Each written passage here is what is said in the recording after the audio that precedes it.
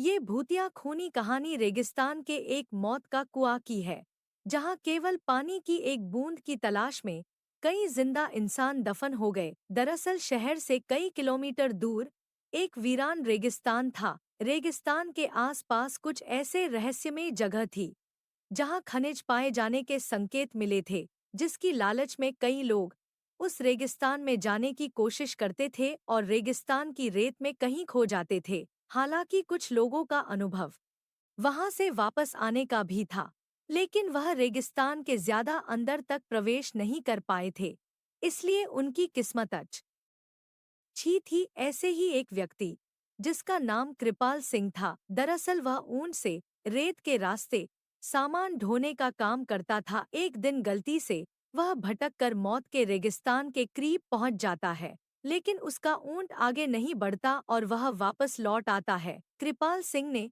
भूतिया रेगिस्तान की खूनी हलचल महसूस की थी। उसे समझ में आ गया था कि यदि उसका ऊंट उस जगह से उल्टे पांव भागा है तो जरूर वहां कोई खून रहस्य छुपा है।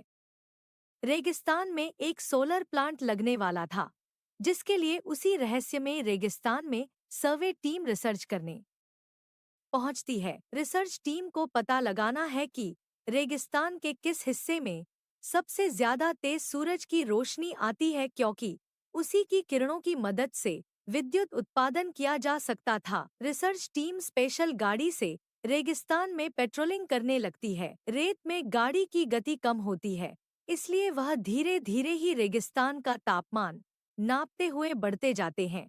लेकिन अचानक वह उसी मौत के कुएं के करीब पहुंच जाते हैं, जहां से कोई वापस नहीं आ सका। गाड़ी मौत के कुएं की रेत से फिसलने लगती है। गाड़ी का ड्राइवर ब्रेक लगाकर उसे रोकने की कोशिश करता है, लेकिन कुएं की ढलान की वजह से वह संतुलन खो देता है और गाड़ी मौत के कुएं में समा जाती है और हजारों टन रेत गाड़ी को दबा देती है। यहाँ कंपनियों को सूचना मिलती है कि उनकी गाड़ी का कोई पता नहीं चल रहा है। कंपनी के अधिकारी सैटेलाइट पिक्चर मंगवाते हैं ताकि उन्हें ट्रैक किया जा सके, लेकिन ताज्जुब की बात है कि एक वक्त के बाद सैटेलाइट पिक्चर में भी उनकी गाड़ी नजर नहीं आती। रेगिस्तान का रहस्य खुलने की बजाय उलझता जा रहा था। कंपनी के बहुत से पैसे उस प्रोजेक्ट में लगे थे, इसलिए उन्हें किसी भी हालत में सर्वे पूरा करना ही था। कंपनी के अधिकारियों को पता चलता है कि कृपाल सिंह नाम का एक व्यक्ति उस सैटेलाइट पॉइंट से आगे तक जा चुका है, जिसके सबूत वीडियो में है। अधिकारी अपनी टीम के साथ कृपाल सिंह के घर पहुंचते हैं। कृपाल सिंह घर में खाना बना रहा होता है और अधिकारियों को दरवाजे पर देखते ही पूछता है कि आपको किससे मिलना है। अधिकारी उसे उसी के नाम से संबोधित करते हुए हाथ बढ़ाते हैं। कृपाल सिंह सभी को बैठने को कहता है और जब उसे पूरी बात पता चलती है तो वह उन्हें मना करने लगता है। वह उन्हें बताता है कि वहाँ कोई रहस्यमयी शक्ति है जो मुझे महसूस हुई है, आप अपना काम रोक दीजिए। लेकिन कंपनी के अधिकारी कृपाल सिंह को मोटी रकम की लालच देते हैं और उसे अपनी रिसर्च टीम का हिस्सा बना लेते हैं। कृपाल सिंह काफी समय से बेरोजगार था और उसके सर में कई लोगों की उधारी थी, इसलिए मजबूरी में उसे रिसर्च टीम का हिस्सा बनना पड़ता है। वह ज्यादा पढ़ा लिखा तो नहीं है, लेकिन वह रेत का बादशाह है। उस रेगिस्तान में कृपाल सिंह से ज्यादा कोई नहीं गया था, इसलिए उसे कुछ लोग रेगिस्तान का जहाज भी कहते थे। दोबारा से रिसर्च टीम उसी दिशा में गाड़ी को आगे बढ़ाती है, लेकिन कृपाल सिंह गाड़ी के आगे आगे ऊंट से चलता है। उसे पूरा यकीन है कि खतरा समझ में आते ही उसका ऊंट उसे आगाह कर देगा। इस बार कृपाल सिंह काफी आगे तक बढ़ता जाता है, लेकिन ऊंट कोई प्रतिक्रिया नहीं देता।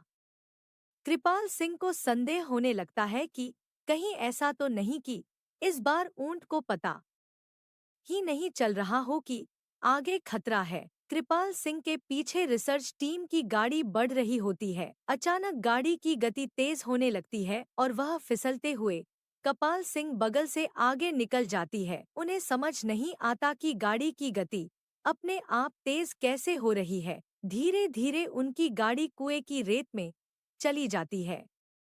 कृपाल सिंह घबरा जाता है और जोर जोर से उन्हें आवाज लगाता है, लेकिन उसे यह समझ नहीं आता कि वह सुरक्षित खड़ा हुआ है, लेकिन उसके आजू बाजू की रेत फिसलकर कुएं में जा रही है। वह अपने ऊंट को पीछे करके वापस आ जाता है और जब कंपनी के सभी लोगों को यह पता चला है तो वह इस बात की गंभीरता को समझते हुए अपना कार्य रोक देते हैं। सभी उसे मौत का कुआं जोन घोषित करते हैं। दरअसल वह कुआं रेगिस्तान का रक्षक है जो रेगिस्तान में रहने वाले जीव जंतुओं की रक्षा करता है और वहां किसी भी प्रकार का बदलाव नहीं होने देना चाहता। कुएं के अनसुलझे रहस्य के साथ यह कहानी समाप्त हो जाती है। चलिए आज की दूसरी कहानी शुरू करते हैं, जो कि एक दादी माँ की है। तो सुनिए, एक बहुत ही सुंदर गांव था। उस गांव में एक दादी माँ रहा करती थी, जिसकी उम्र तकरीबन 90 वर्ष की थी।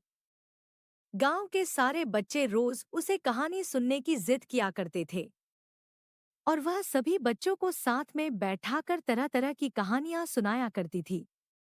एक बार की बात है, एक लड़का दादी माँ से जिद करने लगता है कि मुझे आज डरावनी चुड़ैल की कहानियां सुननी है।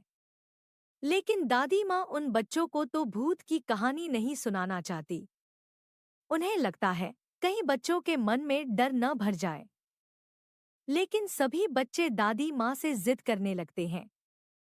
तभी दादी माँ कहानी सुनाना शुरू करती है। एक जंगल में एक पहाड़ी थी। वहां एक डरावनी चुड़ैल रहा करती थी। उस पहाड़ी में एक छोटा सा खंडहर था। उसी खंडहर के अंदर चुड़ैल का खजाना छिपा था, जिसमें बहुत से रत्न, हीरे, मोती, जवाहरात और महिलाओं के बहुत से आभूषण भी थे। वह चुड़ैल खजाने की रक्षा करने के लिए उस जंगल में भय का माहौल बनाए रहती थी, ताकि कोई उस खंडहर के करीब न आ सके। लेकिन एक दिन एक लकड़हारा लकड़ी काटने के लिए उस जंगल में प्रवेश कर गया और जलाऊं लकड़ी की तलाश में जंगल के मध्य भाग तक पहुंच गया, जहां उस चुड़ैल का खंडहर बना था। खंडहर के आसपास बहुत सी सूखी लकड़ियां पड़ी हुई थी। उसने सोचा कि इससे उत्तम जलाऊं लकड़ी तो कोई हो ही नहीं सकती, जो पूरी तरह सूखी हुई थी। वह लकड़हारा खंडहर की सीढ़ियों से लकड़ियां इकट्ठा करता हुआ आगे बढ़ता गया। जैसे ही वह द्वार तक पहुंचा, वहां एक बहुत ही विशाल दरवाजा था, जो पूरी तरह लकड़ी का बना हुआ था। लकड़हारे ने आज से पहले इतनी खूबसूरत कारीगरी कभी नहीं देखी थी। जैसे ही उसने उस दरवाजे को स्पर्श किया है, उसे अजीब सा एहसास हुआ। उसे ऐसा लगा मानो कोई उसे अंदर बुला रहा हो। मदहोशी की हालत में लकड़हारा अंदर प्रवेश कर गया। खंडहर के अंदर जाते ही उसकी आंखें चकाचौंध हो गई। बड़े बड़े मिट्टी के बर्तनों में अशर्फिया, सिक्के और हीरे जवाहरातों का भंडार था। लकड़हारे ने आज से पहले इतनी दौलत कभी नहीं देखी थी। स्वाभाविक है, कोई भी इंसान इतना बड़ा खजाना देखकर चकाचौंध ही होगा। तभी खंडहर के अंदर एक आहट के साथ दरवाजा बंद हो जाता है और जोर से हवाएं चलने लगती है। लकड़हारा खंडहर में एक खंभे को पकड़कर अपनी जान बचाता है। तभी वह डरावनी चुड़ैल अपना भयानक रूप प्रकट करती है। यह देखते ही लकड़हारा बेहोश हो जाता है और इसी हालत में लकड़हारे की एक रात गुजर जाती है। और जब लकड़हारे को होश आता है, तो वहां चारों तरफ केवल पेड़ ही पेड़ दिखाई देते हैं। लकड़हारे को कुछ समझ नहीं आता कि वह यहाँ कैसे पहुंचा। लकड़हारा अपने कुर्ते की जेब में हाथ डालता है तो उसे एक सोने का सिक्का मिलता है। वह यह देखकर बहुत प्रसन्न हो जाता है। वह सोचता है उसकी जान बच गई और उसे इतना बड़ा सिक्का भी मिल गया, जिससे उसका खर्चा तो चल ही जाएगा। और वह उत्साहित होकर अपने गांव वापस बिना लकड़ियों के ही आ जाता है। घर में आकर सभी को यह बात बताता है, लेकिन उसके घर वाले कोई भी प्रतिक्रिया नहीं देते। उसे लगता है मैं इतनी जोर जोर से सबको अपनी बातें बता रहा हूँ, लेकिन कोई मेरी बातें सुन क्यों नहीं पा रहा। तभी वह पास में ही पड़े पानी के बर्तन में मुंह धोने के लिए हाथ डालता है, लेकिन वह पानी की एक बूंद को भी स्पर्श नहीं कर सकता। उसे कुछ समझ नहीं आता कि वह अदृश्य हो गया है या उसकी मृत्यु हो चुकी है। और तभी दादी माँ सभी बच्चों को नींद से जगाती हैं।